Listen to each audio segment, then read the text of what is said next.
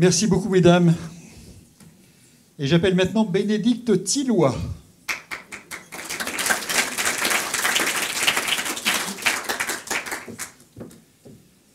Madame Thilloy, vos noms, prénoms, qualités? Bénédicte Thilloy. Bah oui, c'est bizarre. Pardon? Merci, aquarelliste à ses heures perdues. Et les autres, je suis associée dans un cabinet d'innovation qui s'appelle Schoolab. Et pendant beaucoup d'années, j'ai été à la SNCF, j'en ai été membre du COMEX. Et je pense que c'est pour cette raison que vous m'avez invitée. Non? Oh, pas forcément, non, non. Non? Peut-être un petit peu quand même, mais... vous jurez de dire la vérité, toute la vérité? Je jure de dire toute la vérité. Merci beaucoup. Donc effectivement, vous avez été DGRH de la SNCF Réseau, c'est ça? Oui. Et on m'avait parlé de vous comme étant une DRH utilisant les réseaux sociaux. Oui. Alors, est-ce que vous pouvez nous dire justement de quelle façon vous utilisiez les réseaux sociaux? Alors, en fait, l'histoire a démarré bien avant que je sois DRH, puisqu'en fait, j'ai eu la chance d'être la patronne de Transilien. Alors, quand on est la patronne de Transilien, on est la personne à peu près la plus détestée d'Île-de-France. Parce que... Oui, c'est pour ça que je ne l'avais pas cité. Voilà. Et du coup, c'est à ce moment-là que je me suis mise sur les réseaux sociaux. Pour plusieurs raisons. D'abord parce que je m'étais rendu compte du fait que quand il y avait un incident, les questions d'information étaient totalement changées avec les réseaux sociaux et les voyageurs tweetaient immédiatement sur un incident alors que le conducteur n'avait pas encore fait l'aller-retour avec le PC. Et donc l'émergence des réseaux sociaux dans les trains modifiait fondamentalement l'organisation des chaînes d'information et qu'il fallait qu'on s'en occupe sérieusement. Et donc le fait de le savoir ne suffisait pas, à mon avis, à ce que j'en comprenne la logique. Et du coup, je me suis dit qu'en faisant moi-même l'exercice d'être sur Twitter, je pourrais comprendre en fait comment ça fonctionnait. D'ailleurs, ça, j'ai assez vite compris. Le jour même où je me suis mise sur les réseaux sociaux, j'ai commencé par être assez copieusement insultée, puisque en fait, je me suis affichée non pas comme Bibi ou Toto, mais avec mon nom, mes fonctions. Et je me suis rendu compte d'ailleurs que énormément de personnel de la SNCF étaient sur les réseaux sociaux et défendaient l'entreprise, expliquaient leur métier. Et comme j'étais membre du COMEX et que je tweetais avec un ton assez peu conventionnel, j'ai été assez vite... je ne sais pas si je dois dire leur porte-parole, parce qu'ils n'ont pas besoin de porte-parole, les gens qui sont sur les réseaux sociaux. Mais en tout cas, je les ai d'une certaine manière protégés pour qu'ils puissent continuer à exercer ce métier. Alors, ce talent de personnes qui parlaient sur les réseaux sociaux. J'ai failli être excommuniée plusieurs fois par la direction de la communication, parce que ce n'était pas évident pour eux. Alors, ce faisant, donc, si j'ai un peu de temps pour raconter... Puisque j'étais sur les réseaux sociaux, j'expliquais à Madame Machin, qui était sur le quai à 21h30 un samedi sur le RER B, que c'est vrai que c'était difficile et qu'on avait tant de travaux qui étaient en train de s'organiser. Je n'avais pas toujours les réponses. Si je n'avais pas les réponses, je faisais une passe à un conducteur qui connaissait mieux ou un aiguilleur qui connaissait mieux la zone et qui pouvait expliquer. Et du coup, je me suis mise à avoir des relations extrêmement proches avec... des personnels, les représentants syndicaux, les élus, les maires. Et je me suis retrouvée finalement avec toute une petite société que je ne connaissais pas personnellement, mais que je connaissais très bien sur les réseaux sociaux. Et du coup, quand j'ai pris la fonction de DRH, tous ces gens-là, je les connaissais déjà. Et ça a beaucoup contribué à asseoir... ma volonté d'avoir une relation, on va dire, au personnel différente, moins conventionnelle, plus à l'écoute. Et j'ai continué à papoter comme ça avec les personnels de la SNCF sur les réseaux sociaux.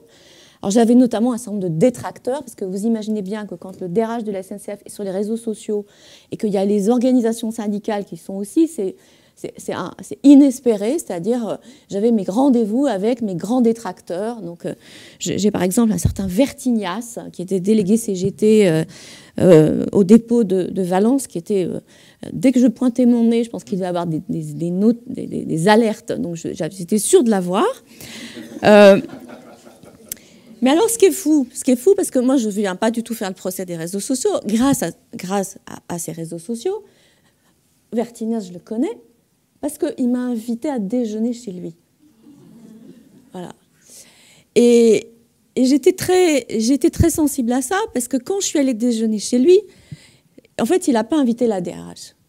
Il a invité une fille parisienne qui avait une vie différente de la sienne, avec laquelle il avait papoté, et avec laquelle il avait envie de continuer.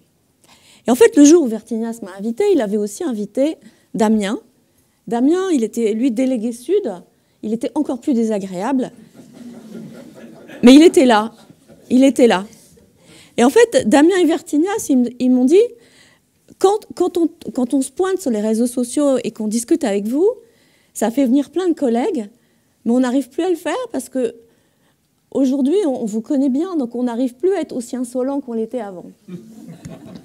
De temps en temps, il m'envoie des messages en direct en disant oh, « Je suis sûre que vous n'êtes pas d'accord sur les gilets jaunes, ça serait bien qu'on revienne en scène, quoi, qu'on se refasse le coup d'amuser la galerie avec nos histoires. » C'est des vraies histoires que je vous raconte. Hein. J'ai levé la main, j'ai dit « Je le jure ». Moi, ça m'a changé complètement. Mon rapport avec, non pas avec les salariés en général, mais avec les salariés en particulier. Et j'ai pu, quand vous avez des responsabilités importantes dans une entreprise, il y a un truc assez terrible, c'est que vous êtes précédé par une réputation et vous êtes en fait dans une chaise à porteur permanente, c'est-à-dire qu'en fait on vous voit uniquement avec des préjugés sur ce que vous pouvez imaginer et finalement vous n'êtes jamais une personne et vous n'avez jamais l'opportunité d'être normal et naturel. Et quand vous vous adressez à des salariés, ils sont persuadés que il y a que votre carrière qui vous intéresse, ils vous prêtent en fait beaucoup d'intentions qui ne sont pas les vôtres. Et c'est frustrant. Et le fait d'être sur les réseaux sociaux et de parler avec eux de manière très simple, ça refait des relations de personne à personne. Et donc finalement, je me suis rendu compte que j'avais 2 vies pendant la même vie. C'est-à-dire j'avais des vies la vie de ma fonction, j'avais une responsabilité de fonction, et que je l'exerçais avec beaucoup d'intérêt, ça me passionnait, mais que j'avais aussi une vie de personne, et que je pouvais avoir ma vie de personne avec des gens avec lesquels j'avais une vie de fonction. Donc j'avais par exemple un CE où bon, j'avais droit à Madame la directrice, trouvez-vous normal que dans une entreprise comme la nôtre, on en soit encore à je ne sais quoi. Et puis, presque 10 minutes après, Bénédicte, c'est long, il faudrait que ça s'arrête. Sans aucun irrespect. Sans aucun irrespect. Et voilà, j'ai même des histoires assez... que je ne dirais pas ici, parce que c'est des histoires personnelles avec certaines personnes. Ça m'a donné l'occasion d'avoir avec eux des échanges qui montraient que j'étais attentive à ce qu'ils étaient, eux. Et de la même manière, ils ont pu me manifester, à certains moments, une attention que j'ai considérée comme très personnelle et à laquelle j'ai été très sensible.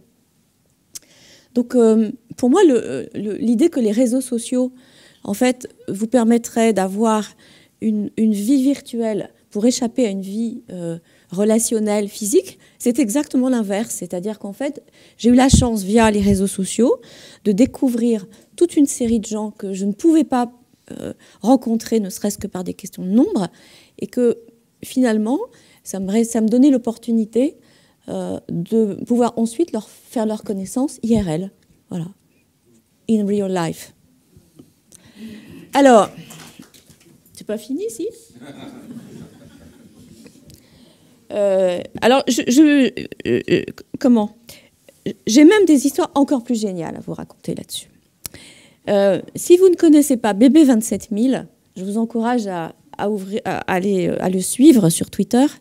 Bébé 27000, c'est un conducteur de la SNCF qui un jour a tweeté qu'il en avait ras-le-bol de tirer son train, c'est un conducteur de fret, tout pourri, tout moche, et qu'il était persuadé que la direction en avait rien à cirer. Et il se trouve que j'ai vu ce tweet, et je lui ai dit, si on faisait un truc chiche. Du coup, il était un peu embêté parce qu'il était un peu pris au mot. Et ce que je veux dire, ça s'est fait en février, ça. Et j'ai dit chiche parce que, en fait, il était passionné de street art, on s'en était déjà parlé, Et moi aussi, je suis passionnée de street art. Et en fait, tous les deux, les deux personnes passionnées de street art, on a monté l'exposition de street art la plus dingue qui est soit en gare d'Austerlitz, un train entier. Alors, je ne sais pas si certains d'entre vous l'ont vu, un train entier. On a fait venir des graffeurs de Vitry, des gens contre lesquels je me battais quand j'étais patron de Transilien parce qu'ils venaient de mettre le bazar. Donc, je les connaissais. Voilà, j'en connaissais en tout cas un certain nombre. Et donc, avec 3 000 €, pas plus, parce qu'on a acheté les bombes de peinture pour les graffeurs, on a passé 24 heures en gare d'Austerlitz sur un grand train frigo, et le train entier a été décoré par les graffeurs, et on en a fait une exposition absolument géniale. Tout ça entre deux rendez-vous, entre deux calls, c'est-à-dire que c'est les deux personnes qui l'ont fait. Et en fait, ce dont je me suis rendu compte, c'est que ce mec avait un talent fou, et qu'en fait, je n'aurais jamais eu l'occasion de le découvrir, et que le talent de ce type, en fait, l'entreprise n'en profitait jamais. Et ça m'a donné aujourd'hui l'idée, et je sais qu'on a dans la salle quelques personnes qui pensent ça, que si on découvrait les autres talents des salariés, et qu'on connectait les salariés entre eux par ces talents-là, l'entreprise aurait beaucoup plus de force et qu'on aurait beaucoup plus d'engagement. Et l'histoire de Bébé 27 000, qui est l'histoire de Wilfried, il a dû changer de poste parce qu'en fait, son poste a été supprimé. Et il a repris ses études parce qu'il s'est dit, j'ai été capable de faire une exposition de street art à la gare d'Austerlitz. Et donc, je suis capable, en fait, de reprendre des études et de prendre un poste plus important. Et voilà, tout ça grâce à Twitter. C'est quand même pas mal, hein. Monsieur le procureur. Monsieur le juge. Zut alors. Alors, maître. Oui, moi j'ai une question. Je voudrais savoir si vous accepteriez la reformulation suivante. C'est que finalement, on se pose beaucoup la question de nos débats, de savoir quelle est la qualité du traitement de l'information sur les réseaux sociaux. Et ce que vous venez de nous dire, c'est que l'accès à la personne est bien plus important que l'accès aux informations. Eh bien, c'est exactement ça. C'est exactement ça. Et finalement, quand bien même vous discutez avec Bébé 27 000, avec Titi, Toto ou je ne sais pas quoi, c'est-à-dire des gens qui ne se présentent pas, quand la relation s'intensifie, devient de belle qualité, en fait, vous finissez non seulement par savoir de qui il s'agit, mais vous arrivez à les rencontrer. Et donc, ça donne accès, finalement, à toute une série de personnes que vous n'auriez jamais rencontrées. Et les déjeuners avec Vertignas et Damien, c'est une manière aussi de rentrer dans des endroits où je ne serais jamais allée, jamais, avec un serre-tête, des gants blancs et un diadème de directrice, c'est-à-dire en ne connaissant jamais finalement quelle était leur vraie histoire de cheminot qu'ils avaient envie de me raconter. Voilà. Madame Tilloy, dans votre nouvelle vie, votre vie de start-upeuse, oui. Est-ce que les réseaux sociaux vont aussi être d'une... Oui, alors finalement, je me suis rendu compte que je tweetais toujours autant avec les salariés de la SNCF parce que c'était pour moi une occasion de garder des liens avec eux. Ça me donne aussi l'occasion d'exprimer des convictions pour l'entreprise dans laquelle je travaille, parce que pour le coup, elle est effectivement moins connue. Elle s'appelle Schoolab et comme j'ai une certaine audience, ça me donne l'occasion de la faire connaître. Vous pouvez peut-être nous dire Schoolab, ce que c'est. Schoolab, c'est un studio d'innovation dans le Sentier. On fait 4 choses à la fois. On accompagne en fait des startups, early stage, c'est-à-dire au début de leur vie de start-up. On accompagne des entreprises qui cherchent à conduire des projets d'innovation en travaillant de manière transdisciplinaire.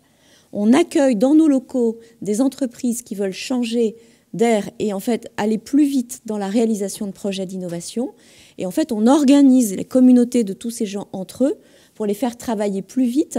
Et en fait, l'essentiel de ce que l'on fait, c'est que en travaillant sur des projets d'innovation, tous ces gens découvrent des méthodes de travail auxquelles ils n'avaient jamais accès jusqu'à présent. Et en fait, ils découvrent surtout qu'ils ont un talent relationnel, un talent d'entrepreneur dont ils peuvent faire profiter leurs proches et notamment leurs collègues au quotidien. Et donc c'est un peu la poursuite de mon histoire, d'une certaine manière, dans d'autres lieux. Et puis, puisque vous avez eu la gentillesse de dire que j'étais aquarelliste, finalement, Twitter m'a aussi donné une occasion. C'est que j'avais cloisonné ma vie de dirigeante avec ma vie d'artiste. Et je fais des aquarelles. Et les aquarelles, elles me sont utiles pour expliquer une partie de l'entreprise plus intime, plus sensible, que je veux partager avec les personnes. Et le fait de poster ces aquarelles sur LinkedIn le week-end, en fait, me donne l'opportunité d'avoir un public que je n'aurais jamais eu, à moins d'exposer, mais je n'en ai pas vraiment eu le temps, et du coup, je peux le faire comme ça. Voilà. Merci beaucoup, Madame Tilloy.